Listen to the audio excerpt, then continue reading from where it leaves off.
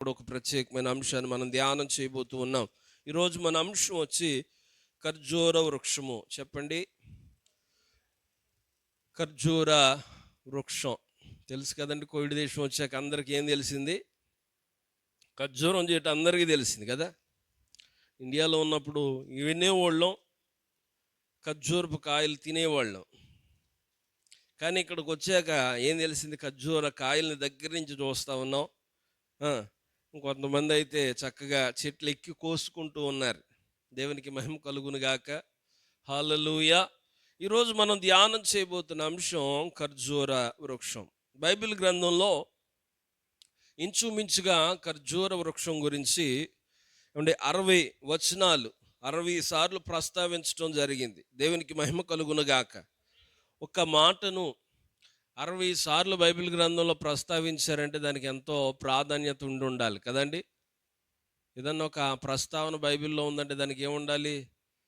ఏదో ప్రాధాన్యత లేకుండా దీన్ని దేవుడు అందులో బైబిల్ గ్రంథంలో పొందుపరచలేదు.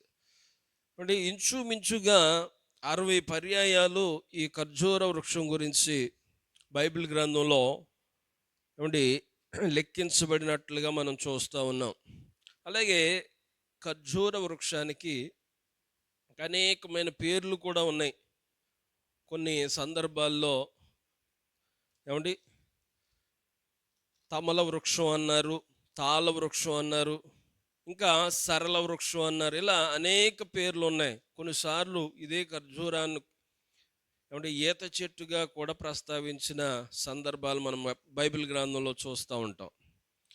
ఇంత ప్రాధాన్యత ఇచ్చిన ఈ ఖర్జూర వృక్షం మనం ఎందుకు ధ్యానం చేయాలి అంటే, ప్రతి విశ్వాసికి కూడా చక్కటి మాదిరిని ఈ ఖర్జూరపు వృక్షం తెలియజేస్తూ ఉన్నట్లుగా మనం చూస్తూ ఉన్నాం. ఖర్జూర వృక్షం మనకి ఏం తెలియజేస్తూ ఉంది? ప్రతి విశ్వాసి కూడా ఖర్జూర వృక్షం నుంచి మనం అనేక పాఠాలు నేర్చుకోవచ్చని ఈ యొక్క ఖర్జూర వృక్షం మనకి తెలియజేస్తూ ఉంది. చూద్దాం, బైబిల్ గ్రంథంలో నుంచి కొన్ని మాటలు ధ్యానం చేసుకుందాం. మొదట మాట వచ్చేసి, ఖర్జూర వృక్షం సౌందర్యం గలదండి. చెప్పండి అందరూ. ఖర్జూర వృక్షం సౌందర్యం గలది. దేవునికి మహిమ కలుగునుగాక. న్యాయాధిపతులు 1వ అధ్యాయము 16వ వచనము. మోషే మామయ్యైన కేయిను కుమారులు యూదా వంశస్థులతో కూడా ఖర్జూర చెట్ల పట్టణములో నుండి ఆరాదు దక్షిణ దిక్కులోని యూదా అరణ్యమునకు వెళ్ళి అక్కడ చేరి ఆ జనముతో నివసించిరి. ఇక్కడ కొంతమంది మనకు కనబడుతూ ఉన్నారు. మోషే మామయ్యైన కేయిను కుమారులు యోధా వంశస్థులతో కూడా, ఏ వంశమట? యోధా వంశస్థులతో కూడా ఎక్కడ నివసించారట? ఖర్జూర చెట్ల పట్టణంలో నుండి ఆరాదు దక్షిణ దిక్కులోని యోధా అరణ్యమునకు వెళ్ళి అక్కడ చేరి ఆ జనులతో నివసించిరి. వాక్యం కొరకైనా చిన్న ప్రార్థన చేసుకుందాం. సర్వోన్నతుడా, మీకు వందనాలు. ఈ యొక్కనైనా సమయంలో అల్పుణ్ణి నిలబడుతూ ఉన్నానయ్యా, నన్ను మరుగు చేయండి, మీరు మాట్లాడండి. దేవా, నా సొంత జ్ఞానంతో నేను మాట్లాడితే అది ఎవరికి అర్థం కాకపోవచ్చు కనుక మీరే మాట్లాడి మహిమ పొందమని మానవ స్వరాన్ని ఇక్కడ మరుగు చేసి దైవీకమైన స్వరంతో మీరే మాట్లాడమని యేసు నామం పేరిట అడిగి ప్రార్థన చేసి పొందుకున్నాము తండ్రి, ఆమెన్. మంచిది, అందరూ ఒకసారి బిగ్గరగా హల్లెలూయా చెప్దాం. హల్లెలూయా. అల్పుడైన నన్ను ఈ స్థితిలో నిలబెట్టుకున్న దేవాంతి దేవునికి నేను వందనస్తుడై ఉన్నాను. మరి అలాగే కూడి వచ్చిన మీ అందరికీ కూడా మన ప్రభువును రక్షకుడైన యేసుక్రీస్తు వారి ప్రశస్త నామములో వందనాలు తెలియజేస్తా ఉన్నాను. అందరూ బాగున్నారు కదా? మంచిది. ఇక్కడ చదవబడిన భాగాన్ని చూస్తే గనక వీరు ఎక్కడి నుంచి ఎక్కడికి వెళ్తున్నారట? ఖర్జూర చెట్ల పట్టణంలో నుండి ఆరాదు దక్షిణ దిక్కులోని యోధా అరణ్యమునకు వెళ్ళి అక్కడ చేరి ఆ జనులతో నివసించిరి. అసలు ఈ ఖర్జూర చెట్ల పట్టణం ఎక్కడ ఉంది అంటే, ఎరుకో పట్టణం ఖర్జూర చెట్లతో నిండినట్లుగా బైబిల్ గ్రంథంలో కొన్ని మాటలు మనకు కనబడతాయి. చూద్దాం, రెండవ రాజుల గ్రంథము 2వ అధ్యాయము 19వ వచనం చూస్తే ఈ యొక్క ఖర్జూరపు చెట్లతో నిండిన ఒక ప్రాంతాన్ని మనం అక్కడ చూస్తాం. అంతటా ఆ పట్టణపు వారు ఈ పట్టణంలోనున్న చోటు రమ్యమైనదని నా ఏలిన వాడవైన నీకు కనబడుచున్నది గాని నీళ్లు మంచివి కాదు, అందుచేత భూమియు నిస్సారమై ఉన్నదని చాలా ఎలీషాతో అనగా, ఆ పై వచనాన్ని చూస్తే వారు యెరికో పట్టణమందు ఆగి ఉన్న ఎలీషా యొద్దకు తిరిగి రాగా అతడు వెళ్ళవద్దని నేను మీతో చెప్పలేదని వారితో అనెను. ఏమంటే ఇది ఏ పట్టణం గురించి చెప్పబడుతున్న మాట? యెరికో పట్టణం. ఈ ఖర్జూర వృక్షాలు ఎక్కడున్నాయి? యెరికో ప్రాంతం అంతా కూడా ఏమంటే ఖర్జూర వృక్షాలతో నిండబడిన ప్రాంతంగా మనం చెప్తూ ఉన్నాం. అలా చెప్తూ ఉంటే ఇక్కడ ప్రస్తావిస్తున్న పట్టణం అట. ఏ పట్టణం అది? ఈ 19వ వచనంలో వారు అంటూ ఉన్నారు, అంతటా ఆ పట్టణపు వారు ఈ పట్టణంలోనున్న చోటు రమ్యమైనది. దేవునికి మహిమ కలుగునుగాక. హల్లెలూయా. ఏమంటే ఈ ఖర్జూర వృక్షపు ఉన్న పట్టణాలు ఎలా ఉన్నాయట? రమ్యముగా ఉన్నాయి. అంటే ప్రతి క్రైస్తవుల్లో కూడా ఏముండాలి? క్రీస్తు మాధుర్యం మనలో కనబడాలి. దేవునికి మహిమ కలుగునుగాక. హల్లెలూయా. ఈ యొక్క ఖర్జూర వృక్షంలో ఉన్న ఇంకొక గొప్ప వరం అనుకోవాలా, లేకపోతే సంగతి ఏంటయ్యా అంటే, అది ఏ వయసు అయినా కానివ్వండి, ఒక సాటి నుంచి ఇంకో సాటికి తరలి వెళ్తే అక్కడ చక్కగా బ్రతికేస్తుందండి. కొన్ని మొక్కలు చూస్తే అవి ఒక వయసు వచ్చిన తర్వాత మళ్ళీ మార్చామనుకోండి బ్రతకో. కానీ ఖర్జూర వృక్షం అట్ట అది చనిపోయే వరకు కూడా, అంటే అది ముసలిదై చనిపోయే వరకు కూడా ఎక్కడికి తీసుకెళ్ళినా ఆ స్థలంలో బ్రతుకుతుందట. దేవునికి మహిమ కలుగునుగాక. క్రైస్తవుడు కూడా తన దైనందిన జీవితంలో ఏ ప్రాంతానికి వెళ్ళినా, ఏ పట్టణానికి వెళ్ళినా అక్కడ ఎలా ఉండాలి? జీవం కలిగిన వాళ్ళ ఉండాలి. ఏమంటే జీవం లేకుండా అయిపోకూడదు. ఎలా ఉండాలట? జీవం కలిగి ఉండాలి. అంటే బ్రతికి ఉండాలి. అంటే ఆత్మీయతలో ఎదిగేవాడిగా ఉండాలి. ఏ ప్రాంతానికి వెళ్ళినా అక్కడ ఉన్న పరిస్థితులు కానీ, ఆ ప్రాంతపు విధి విధానాలు కానీ క్రైస్తవులు ఏమాత్రము కూడా ప్రభావం చూపకూడదు. దేవునికి మహిమ కలుగునుగాక. హల్లెలూయా. ఈ ఖర్జూర వృక్షం ఇక్కడ కూడా మనం చూస్తూ ఉంటాం కదా. ఏం చేస్తూ ఉంటారు?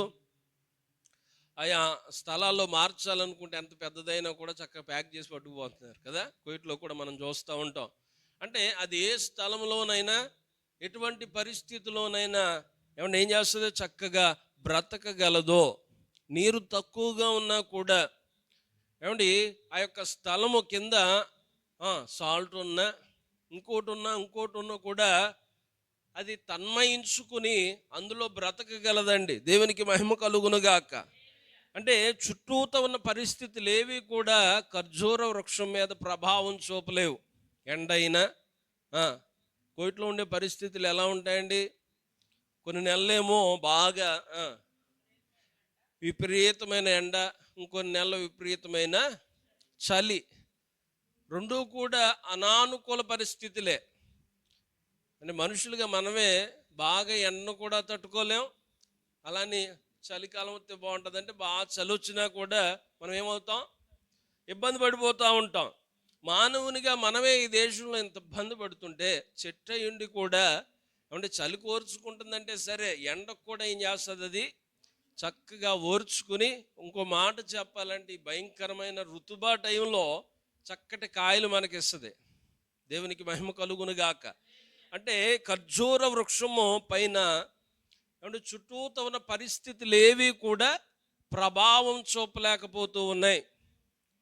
ఇక్కడ మనం ఆగి కొంచెం ఆలోచిస్తే కొన్నిసార్లు సమాజంలో నుంచి వస్తున్న మాట ఏంటయ్యా అంటే, అమ్మా గతంలో నువ్వు చక్కగా బ్రతికేవు కదా, చక్కటి సాక్ష్యం కలిగి ఉన్నావు కదా, ఎందుకు ఇలా అయిపోయావంటే చెప్పే మాటలు ఏంటి? ఆ ప్రక్కోళ్ళు ఇలా చెప్పారండి, ఈ పక్కోళ్ళు ఇలా చెప్పారండి, లేకపోతే నా స్నేహితులు నన్నట్టు నడిపించేశారండి అన్న చెప్పే మాటలు మనం వింటాం. అంటే ప్రక్కవారు లేకపోతే మనకు తెలిసిన వారు మన మీద ఏం చేస్తున్నారు? ప్రభావం చూపుతూ ఉన్నారు. కానీ ఈ ఖర్జూర వృక్షంలో చూడండి, పరిస్థితులు ఏమైనా కూడా తన బ్రతుకుని మాత్రం కూడా అది మార్చుకోవట్లేదు. దేవునికి మహిమ కలుగును గాక. అందుకే ఈ ఖర్జూర వృక్షం మనకు మంచి పాఠం నేర్పిస్తూ ఉంది. ఇదిగో నేను మట్టిలో బ్రతుకుతాను, కానీ ఈ మట్టిలో చుట్టూతో ఉన్న పరిస్థితులు కానీ అక్కడ ఉన్న ఆ యొక్క నేలలో ఉన్న సమస్యలు కానీ ఏవి నా మీద ప్రభావం చూపలేవు. దేవునికి మహిమ కలుగునుగాక. హల్లెలూయా.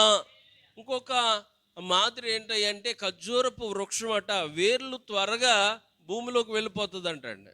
ఏం చేస్తుంది? వేర్లు త్వరగా భూమిలోకి వెళ్ళిపోతుంది. అంటే తన్ను తాను త్వరగా స్థిరపరుచుకుంటుంది. ఏం చేసుకుంటుంది? స్థిరపరుచుకుంటుంది. మనము కూడా మన ఆత్మీయతలో ఏమంటే ఎప్పుడూ కూడా కదలని వారిగా ఉండాలని వాక్యం సెలవిస్తూ ఉంది. దేవునికి మహిమ కలుగునుగాక. హల్లెలూయా. చూద్దాం, కొంచెం ముందుకు వెళ్ళి ద్వితీయోపదేశకాండంలో 34వ అధ్యాయము 3వ వచనంలో చూస్తే, ద్వితీయోపదేశకాండము 34వ అధ్యాయం 3వ వచనం, సోయారు వరకు ఈత చెట్లు గల యెరికో లోయ చుట్టూ మైదానమును అతనికి చూపించెను. ఈ సోయారు ప్రాంతం ఇవన్నీ కూడా ఎక్కడున్నాయి? యెరికోలో ఉన్నాయి.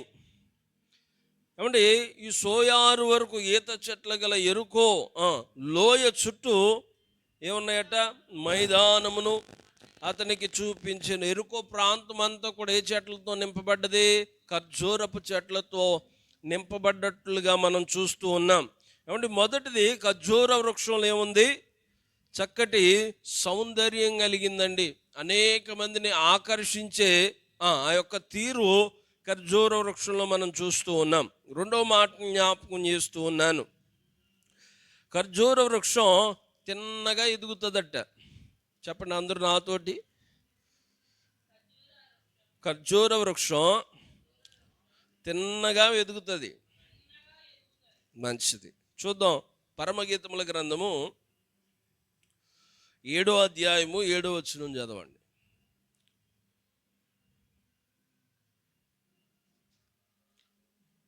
పరమగీతముల గ్రంథము 7వ అధ్యాయము 7వ వచనం, నీవు తాళ వృక్షమంతా చాలన తిన్నని దానవు. ఏమండి, ఖర్జూర వృక్షానికి చాలా పేర్లు ఉన్నాయి అన్నాను కదా, అందులో ఒక పేరే తాళ వృక్షము. తాళ వృక్షం ఎలా ఉంటుందట? నీవు తాళ వృక్షం అన్నంత తిన్నని దానవు. ఎలా ఉంటుందట? అంటే నిటారుగా ఉంటుంది. కొన్ని చెట్లు చూడండి అటు ఇటు వంగిపోయి వంకరగా ఉంటాయి, కానీ ఖర్జూరంలో ఏం లేదట, ఎటువంటి వంకరతనం లేదు. రెండవ మాట, క్రైస్తవుని జీవితం ఎలా ఉండాలి అంటే తిన్నగా ఉండాలండి. ఎలా ఉండాలి? తిన్నగా ఉండాలి. మన మార్గాలు కూడా తిన్నగా ఉండాలి. వంకర మార్గాలు దేనికి సూచిస్తుందయ్యా అంటే పాపానికి సూచిస్తూ ఉందండి. వంకర మార్గాలు దేనికి సూచిస్తూ ఉన్నాయి? పాపానికి సూచనగా కనబడతా ఉన్నాయి. మన మార్గాలు తిన్నగా ఉండాలి. మన మాట, మన ప్రవర్తన అంతా కూడా ఏమంటే తిన్నగా ఉండాలి. మనము మాట్లాడే ప్రతి మాట కూడా ఏమంటే వంకర మాటలు మనలో ఉండకూడదు. ఏమంటే మన మాటలట ఉప్పేసినట్టు ఉండలేట. దేవునికి మహిమ కలుగునుగాక. చూద్దాం, కీర్తనలు 125వ అధ్యాయము 5వ వచనం, తమ వంకర త్రోవలకు పాపము చేయవారితో కూడా యెహోవా కొనిపోవును, ఇశ్రాయేలు మీద సమాధానముండునుగాక.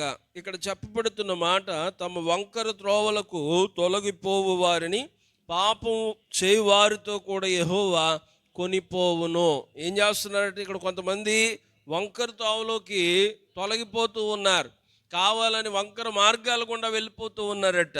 అటువంటి వారిని ఎవరు తీసుకుపోతారు? ఎవరితో తీసుకుపోతారు? వాళ్ళతో ఎవరితో పాలుందాయి అంటే పాపం చేసే వారితో కూడా వారిని యెహోవా కొనిపోవును.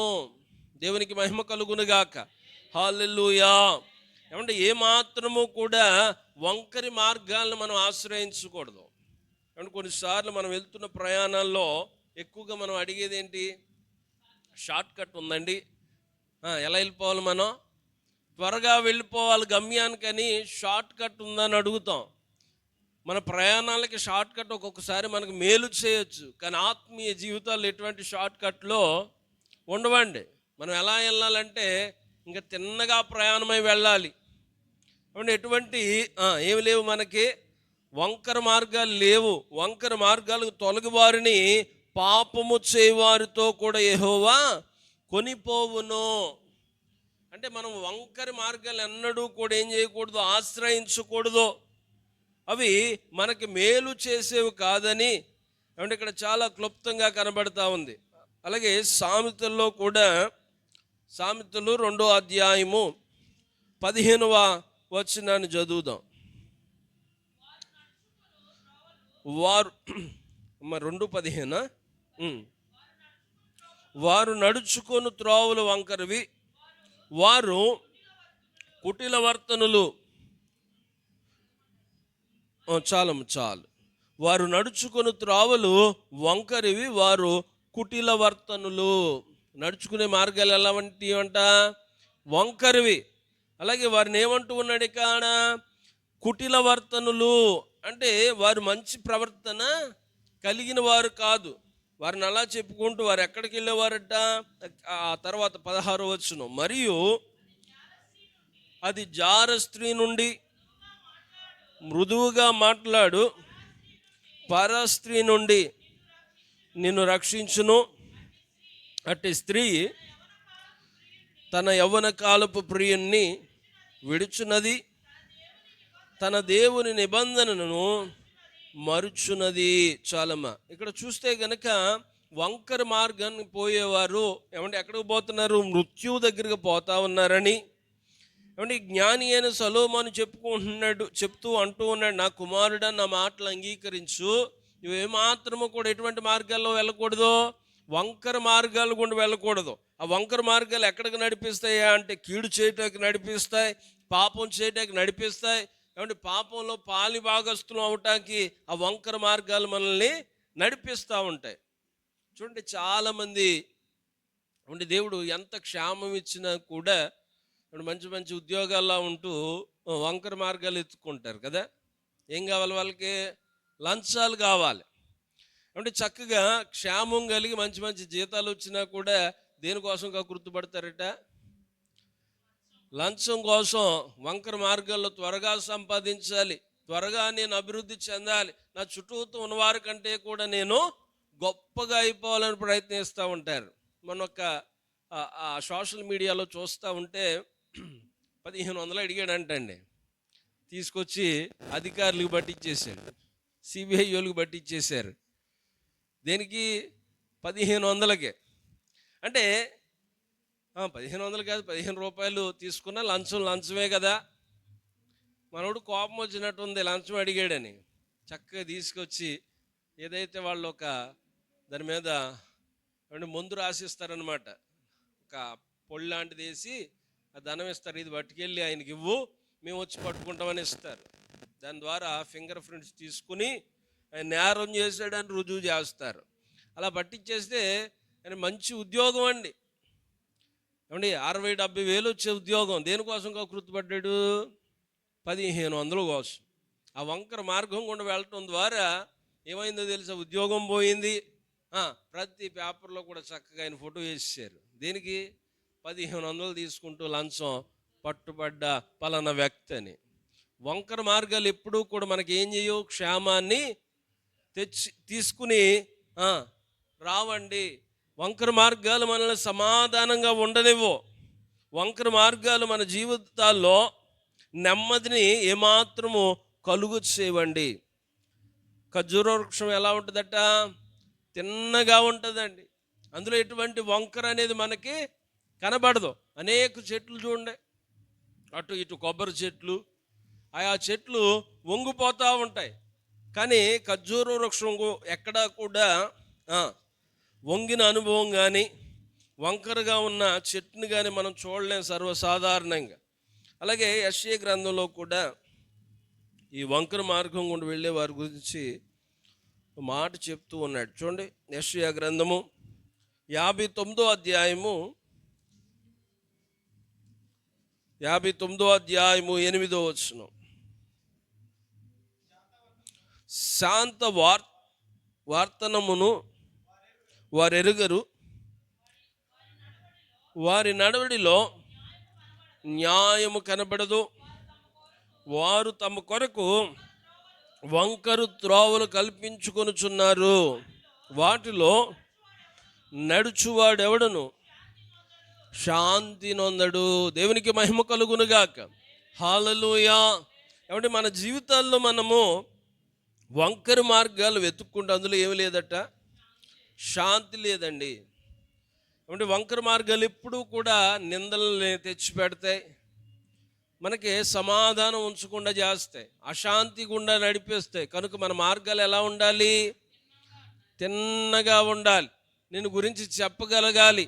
ఆ సహోదరి లేకపోతే ఆ సహోదరుడు ఏమంటే మాట ఇస్తే మాట మీద నిలబడతాడండి. ఆయన మాట ఇచ్చాడంటే ఎంత కష్టం వచ్చిన మాట మీద నిలబడతాడన్న సాక్ష్యాలు మనకు ఉండాలి. కానీ మనుషులు ఎలా ఉన్నారంటే ఏమంటే అవసరానికి ఒక అబద్ధం అన్నట్లుగా ఇక్కడ మాట చెప్తున్నారు, ఆ ప్రక్కకి వెళ్ళి ఇంకో మాట చెప్తూ ఉన్నారు. ఇలా స్థిరము లేకుండా బ్రతుకుతున్న దినాలు ఇవి. కానీ క్రీస్తును కలిగిన మనం ఒక మాదిరిని చూపించగలగాలి. మన మాట ఎలా ఉండాలట? అవునంటే అవును, కాదంటే కాదు అని చెప్పగలిగినట్లుగా ఉండాలి. ఇక్కడ అంటూ ఉన్నాడు, శాంతవర్తనము వారెరుగరు, వారి నడవడిలో న్యాయము కనపడదు. ఏమండి, వారి నడవడికలు ఏముండదట? న్యాయం ఉండదు. ఎక్కడ చూసినా కూడా అన్యాయమే చేయాలి, ఎక్కడ చూసినా కూడా అక్రమముగానే సంపాదించాలి, ఎక్కడ చూసినా కూడా నాకేంటి లాభం. ఏమంటే అటువంటి వారు లేరా? ఏం చేసినా కూడా ఏం కావాలి? వారికి ఏదో ఒక లాభం కావాలి. వారు పని వారు చేయటానికి కూడా ఏం కావాలి? లాభం కావాలి. అంటే ప్రతి దాంట్లో కూడా నాకేంటి ఇందులో ఒరిగేది, నాకేంటి లాభం అని న్యాయం అనేది కనబడకుండా బ్రతుకుతారట. ఏమంటే దీన్ని ఎప్పుడూ కూడా ప్రభు సహించడండి. మనము ప్రభువుకి ఇష్టలుగా బ్రతకాలంటే మన మార్గాలు ఎలా ఉండాలి? తిన్నగా ఉండాలి, న్యాయముతోనూ నీతితోనూ కలిగిన మార్గాలుగా మనం ఉండాలి. దేవునికి మహిమ కలుగునుగాక. మన దేవుడు నీతిని ప్రేమించేవాడండి. నీతిగా బ్రతుకు వారి పట్ల ఆయన కృప చూపే దేవుడు. అంటే నీతిమంతులు అడుగునట్లుగా నేను ఎక్కడా చూడలేదని భక్తుడైన దావీదు గారు అంటాడు. నేను ఇప్పుడు బాలున్నో, ఇప్పుడు పెద్దవాడిని అయ్యాను, నీతిమంతుడు భిక్షమిచ్చుకునుట నేను చూడలేదు అని మాట్లాడతాడు. నేను చిన్నవాడునై ఉంటిని, ఇప్పుడు ముసలివాడినై ఉన్నాను, అయినను నీతిమంతుడు విడువబడుట కానీ వారి సంతానము భిక్షమెత్తుట కానీ నేను చూచి ఉండలేదు. దేవునికి మహిమ కలుగునుగాక. హల్లెలూయా. మన దేవుడు నీతిమంతుల పట్ల వ్యాజ్యమాడే దేవుడు.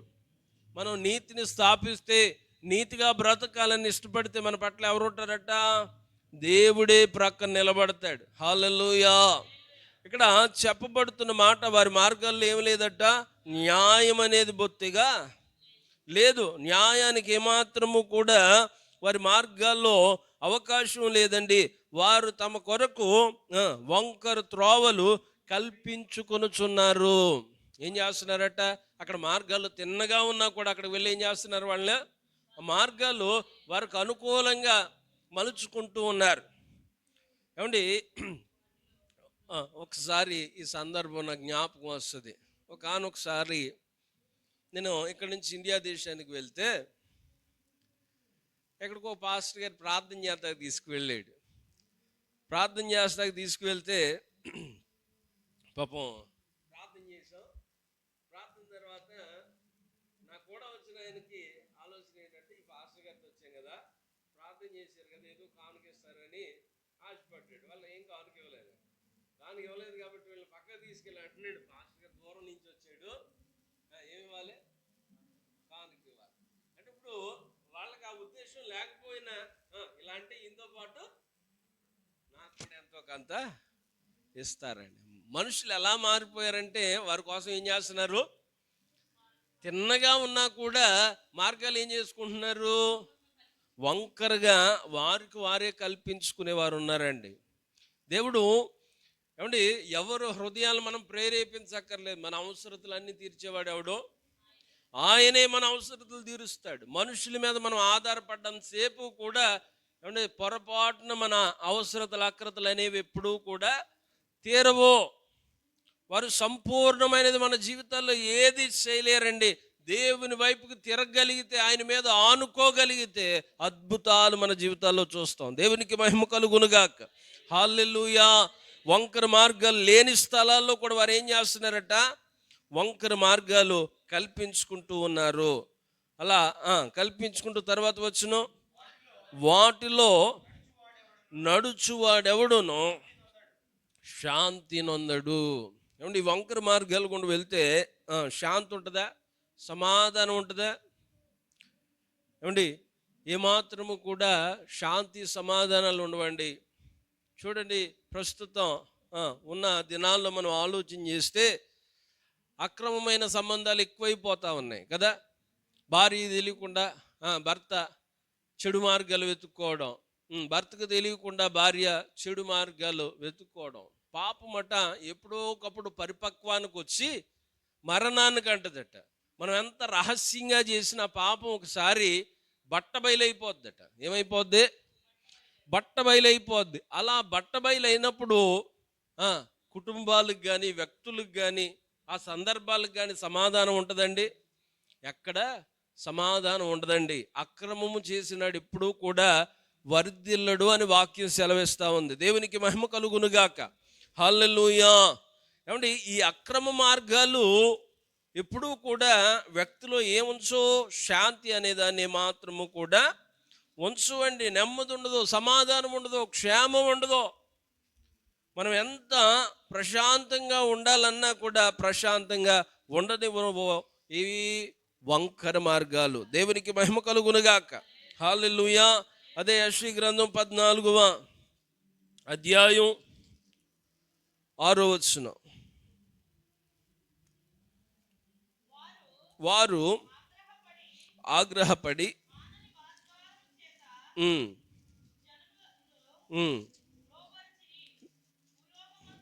భూలోకమంతయు నిమ్మలించి విశ్రమించుచున్నది.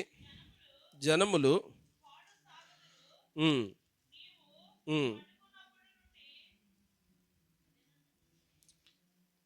14:6 యెషయా గ్రంథము 14వ అధ్యాయము 6వ వచనం చదవండి. భూలోకమంతయు నెమ్మలించి విశ్రమించుచున్నది. జనములు పాడసాగుదురు.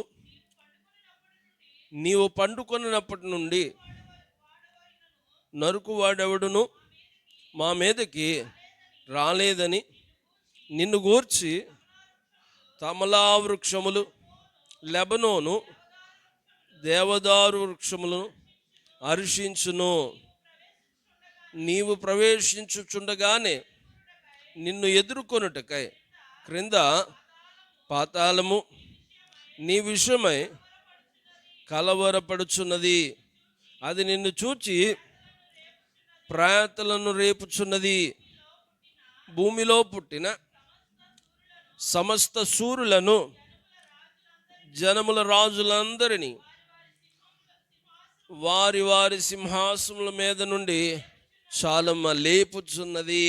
ఇక్కడ చెప్పబడుతున్న మాట, వారు ఆగ్రహపడి మానని బలత్కారము చేత జనములను లోబరిచిరి. భూలోకమంతటను నిమ్మలించి విశ్రమించుచున్నది. జనములు పాడు సాగుదురు. నీవు పండుకొనినప్పటి నుండి నరుకువాడెవడును మా మీదకి రాలేదని నిన్ను గూర్చి తమల వృక్షములను, లెబనోను దేవదారు వృక్షములను హర్షించును. దేవునికి మహిమ కలుగునుగాక. హల్లెలూయా. ఎవడు వృక్షాలు మాట్లాడుతున్నాయట, ఏమని? మమ్మల్ని నరుకువాడెవడు రాలేదు. ఏమండి, అలా అనుకుంటూ నేను ప్రవేశించుచుండగానే నిన్ను ఎదుర్కొనుటకై క్రింద పాతాళమును నీ విషయమై కలవరపడుచున్నవి. ఎవరి గురించి మాటలు? వంకర త్రావల గుండా వెళ్ళేవారు. ఏమండి, వారు వెళ్తే ఏమవుతుందంటే పాతాళం కూడా వారి గురించి కలవరపడిపోతుందట. అంటే వారి వంకర త్రోవలు ఎంత భయంకరంగా ఉంటాయి అనేది ఇక్కడ మనం చూస్తూ ఉన్నాం. ఎన్నడూ కూడా ఏ మార్గాలు మనం ఎంచుకోకూడదు? వంకర మార్గాలు కూడా మన ప్రయాణాలు ఉండకూడదు. మన ప్రయాణాలు తిన్నగా ఉండాలి. కొంతమంది అయ్యా ఎక్కడికి వెళ్తున్నామంటే చెప్పరు. ఎక్కడికి వెళ్తున్నాం అంటే వచ్చాక చెప్తానండి. ఇవన్నీ కూడా ఏ మార్గాలు చెప్పలేరు. కొంతమంది ఏమో సెంటిమెంట్ ఏంటంట, చెప్తే పనులు అవ్వట. చెప్తే ఏమవుతాయి, వీళ్ళు వెళ్ళి ఆపేస్తారేమో మధ్యలో. ఇటువంటి మనం కల్పించుకున్నాయి. ఎవరితో చెప్తే మన పనులు ఎలా ఆగిపోతాయండి? వాళ్ళు వచ్చి మధ్యలో ఆపేస్తారా? కాదు, ఇవి మానవుడు కల్పించుకున్నవే. కనుక ఏమండి, మన మార్గాలు ఎలా ఉండాలి? తిన్నగా ఉండాలి. దేవునికి మహిమ కలుగునుగాక. హల్లెలూయా. చివరి మాట, ఖర్జూరపు చెట్టు దేవుని చేత ఆశీర్వదించబడిందండి. ఏం చేయబడింది? దేవుని చేత ఆశీర్వదించబడిందండి. చూద్దాం, కీర్తనలు 92వ కీర్తనలు 92వ అధ్యాయము 12-13 వచనాలు. నీతిమంతులు ఖర్జూర వృక్షం వలె మొవ్వు వేయుదురు, లెబనోను మీది దేవదారు వృక్షం వలె వారు ఎదుగుదురు. యెహోవా మందిరంలో నాటబడిన వారై వారు మన దేవుని ఆవరణములో వర్ధిల్లుదురు. దేవునికి మహిమ కలుగునుగాక. నీతిమంతులు ఎలా వర్ధిల్లుతారట? ఖర్జూర వృక్షం వలె మొవ్వు వేయుదురు, లెబనోను మీది దేవదారు వృక్షం వలె వారు ఎదుగుదురు. ఏమండి, నీతిమంతులు దేనితో పోలుస్తూ ఉన్నారు? ఖర్జూర వృక్షంతో ఏమంటే పోలుస్తూ ఉన్నట్లుగా మనం చూస్తూ ఉన్నాం. దేవుని చేత ఆశీర్వదించబడిందండి ఖర్జూర చెట్టు. నీతిమంతులతో మాట్లాడుతూ వారికి వాగ్దానం చేస్తూ వారి వాగ్దానంలో ఏం చేర్చారట? ఖర్జూర వృక్షాన్ని చేర్చారు. దేవునికి మహిమ కలుగునుగాక. హల్లెలూయా. ఏమంటే నీతిమంతుల్లో చేరుస్తూ ఇక్కడ ఖర్జూర వృక్షం వలె మొవ్వు వేయుదురు. అంటే ఆ ఖర్జూర వృక్షం త్వరగా ఏం చేస్తుందట? మొవ్వు వేస్తుంది. మొవ్వు దేనికి వేస్తుందండి అయ్యా? ఫలించడానికా? మొవ్వ ఫలించడానికి చెప్పాలి. మొవ్వు అని ఏంటంటాం? చెట్టు ఎదగటాక అనుకుంటున్నాను నేను. మొవ్వు వేసేది ఎదగటాక, కాయలు కాయటాక? ఎదగటాక. ఇక్కడ భక్తుడు చెప్తున్న మాట, మొవ్వు వేయుదురంటే వారు త్వరగా అభివృద్ధి చెందుతారు. హల్లెలూయా.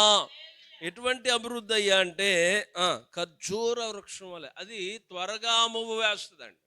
కొన్నిసార్లు కొన్ని మొక్కలు మనం నాటితే లోపల వచ్చే ఆకు చాలా ఆలస్యంగా వస్తుంది కదా. కానీ ఖర్జూర వృక్షం అలా కాదట, త్వరగా మొవ్వు వేస్తుంది. ఇంకో ఆకు రావటానికి కంగారు పెడుతుందట అది. దేవునికి మహిమ కలుగునుగాక. అటువంటి అభివృద్ధి ఎవరు పొందుతారంటున్నారు ఇక్కడ?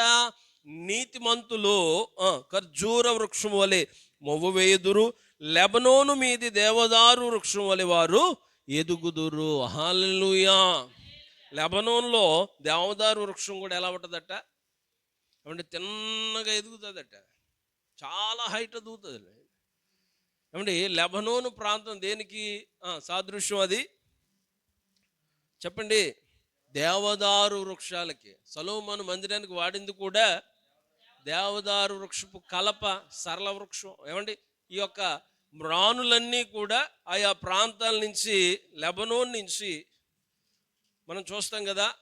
అప్పుడు ఏమీ లేకపోతే ఓడల మీద లెబనోన్ నుంచి తీసుకొచ్చినట్లుగా మనం చూస్తాం. దేవునికి మహిమ కలుగునుగాక. హల్లెలూయా. యెహెజ్కేలు గ్రంథము 40వ అధ్యాయము 16వ వచనం. యెహెజ్కేలు గ్రంథము 40వ అధ్యాయము 16వ వచనం.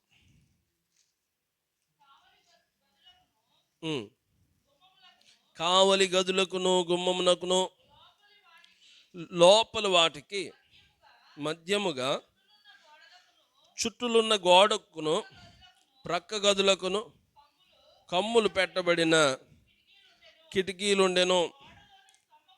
గోడలోని స్తంభములకును కిటికీలుండెను. ప్రతి స్తంభము మీదను ఖర్జూరపు చెట్టు రూపింపబడి ఉండెను. దేవునికి మహిమ కలుగునుగాక. ఇప్పుడు ఎక్కడికి వచ్చిందండి ఖర్జూరపు చెట్టు? దేవుని మందిరంలోకి వచ్చేసిందండి. ఏమంటే మందిరం యొక్క ఆవరణంలో గోడలకి అలా అలా పిల్లర్లకి ఏం చిత్రీకరించారట? ఖర్జూరపు చెట్లు ప్రతిరూపాలు అక్కడ ఏం చేశారంట? చక్కగా ఏమండి రూపింపబడి చెక్కబడినట్లుగా ఉన్నాయి. దేవునికి మహిమ కలుగునుగాక. ఏమండి ఎక్కడికి వచ్చేసింది ఇప్పుడు ఖర్జూరపు వృక్షం? దేవుని మందిరంలోకి వచ్చేసిందండి. క్రైస్తవుడు ముందు ఎలా ఉండాలట? సౌందర్యం ఉండాలి, ఆత్మీయ సౌందర్యం ఉండాలి. రెండవదిగా ఏమంటే తన నడక, క్రైస్తవ నడక తిన్నగా ఉండాలి. మూడవదిగా దేవుని చేత ఏం చేయాలి? ఆశీర్వదించబడిన వ్యక్తిగా క్రైస్తవుడు ఉండాలి. ఎలా అయితే ఖర్జూర వృక్షం అన్ని పరిస్థితుల్లో తట్టుకుని నిలబడతా ఉందో, మనం కూడా మన జీవితాల్లో కష్టాలు వస్తాయి, నష్టాలు వస్తాయి, ఇరుకులు వస్తాయి, ఇబ్బందులు వస్తాయి, వాటన్నిటిలో కూడా అంటే ధైర్యంగా నిలబడాలి. దేవునికి మహిమ కలుగునుగాక. ఎన్ని కలవరాలు వచ్చినా కలవరాల్లో మనం కొట్టుకుపోయే వారంగా ఉండకూడదు. ఆ కలవరాల్లో మనము ఏమంటే దేవునికి దూరం అయిపోయే వారంగా ఉండకూడదు. కానీ ఇంకా మనము ఎదగాలి, ఆయనకి చేరువుగా మనము రాగలిగిన వారంగా మనం ఉండాలి. దేవునికి మహిమ కలుగునుగాక. హల్లెలూయా. మొదటి రాజుల గ్రంథము 6వ అధ్యాయము 29వ వచనం. మొదటి రాజుల 6వ అధ్యాయము 29వ వచనం. మరియు మందిరపు గోడలన్నిటి మీద లోపలనేమి వెలుపలనేమి కెరూబులను, తామల వృక్షములను, వికసించిన పుష్పములను చెక్కించెను. చాలన్న. దేవునికి మహిమ కలుగునుగాక. హల్లెలూయా. ఏమంటే మందిరపు గోడలన్నిటి మీదను లోపలనేమి వెలుపలనేమి కెరూబులను, తామల వృక్షములను, వికసించిన పుష్పములను చెక్కించాను. ఏమంటే మందిరం లోపలికి వచ్చేసినాయి అండి. ఎక్కడికి వచ్చినాయి అంటే అతి పరిశుద్ధ స్థలంలో కూడా ఈ యొక్క ఖర్జూరపు ఏమండి వృక్షం వచ్చినట్లుగా మనం చూస్తున్నాం. ఎంత ప్రాధాన్యత ఇస్తూ ఉన్నారు. ఏమంటే దేవుడు ఎంత ప్రాధాన్యత ఇస్తూ ఉన్నాడండి. నీకు నాకు కూడా ఆయన అంత ప్రాధాన్యత ఇస్తూ ఉన్నాడు. కానీ మనం ఏం చేస్తున్నాం? లోకంలో పడిపోయి లోక ఆశల్లోకి వెళ్ళిపోయి దేవునికి దూరం అయిపోతా ఉన్నాం. ఆయన అంటున్నాడు, నేను వెళ్ళి మీకు స్థలం సిద్ధపరుస్తాక నేను వెళ్ళాను, నేను వచ్చి మళ్ళీ మిమ్మల్ని తీసుకెళ్తానంటే మనం ఏం చేస్తున్నాం? ఇప్పుడు వస్తావు కదయ్యా, నేను అలా ఇల్లు వచ్చేస్తాను ఈ లోపల అంటున్నాం కదండి. లోకంలోకి వెళ్ళిపోతున్నాం, లోకాన్ని ఆశ్రయిస్తూ ఉన్నాం, పాపంలోకి జారిపోతూ ఉన్నామండి. ఆ భయంకరమైన స్థితిలో నుంచి మనము బయటికి రావాలి. ఏమండి ఆయా స్థలాల్లో ఉంటూ వింటున్న బిడ్డలు కూడా గమనించాలి, మన బ్రతుకులు ఎలా ఉన్నాయి. చూడండి, ఎక్కడ ప్రారంభించింది ఈ యొక్క ఖర్జూరపు చెట్టు అంటే ఏమంటే ఎన్నిక లేనిదిగాను విలువ లేనిగా ఉన్న చెట్టు ఇప్పుడు ఎక్కడికి వచ్చింది? దేవుని మందిరము అతి పరిశుద్ధ స్థలంలోకి వచ్చేసిందండి. కెరూబులు ఉండే స్థలంలోకి వచ్చేసింది. అంటే ప్రతి స్థలంలో తమల వృక్షము యొక్క ప్రతిమను చెక్కినట్లుగా మనం చూస్తూ ఉన్నాం. అంటే నీతిమంతుల గురించి ప్రస్తావిస్తూ ఖర్జూర వృక్షం వలె మొవ్వు వేయుదురని మాటను మనం చూస్తూ ఉన్నాం. దేవుడు ఖర్జూర వృక్షానికి అంత ప్రాధాన్యత ఇస్తూ ఉన్నాడు. నిన్ను నన్ను కూడా ఆయన గొప్పవారిగా చేయాలని ఆశపడుతూ ఉన్నారు. మనం ఏం చేస్తున్నాం? ఆయా బంధకాలకు మనల్ని మనం అప్పగించుకుని లోకంలోకి వెళ్ళిపోతున్నాం, దేవునికి దూరస్తులం అయిపోతూ ఉన్నామండి. చివరిగా చూస్తే ప్రకటనలో కూడా ఒక అద్భుతమైన మాట మనకు కనబడతా ఉంది. ప్రకటన గ్రంథము 7వ అధ్యాయము 9-10 వచనాలు. అటు తరువాత నేను చూడగా, ఇదిగో ప్రతి జనములో నుండి, ప్రతి వంశములో నుండి, ప్రజల్లో నుండి, ఆయా భాషలు మాట్లాడు వారు నుండి వచ్చి ఎవడును లెక్కింపజాలని ఒక గొప్ప సమూహము కనబడెను. వారు తెల్లని వస్త్రములు ధరించుకున్న వారై ఖర్జూరపు మట్టలు చేత పట్టుకుని సింహాసనము ఎదుటను గొర్రె పిల్ల ఎదుటను నిలవబడి, దేవునికి మహిమ కలుగునుగాక.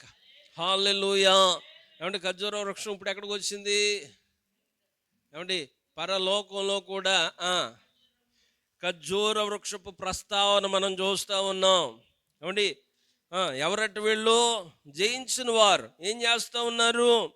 అటు తర్వాత నేను చూడగా ఇదిగో ప్రతి జనములో నుండి, ప్రతి వంశములో నుండి, ప్రజల్లో నుండి, ఆయా భాషలు మాట్లాడు వారిలో నుండి వచ్చి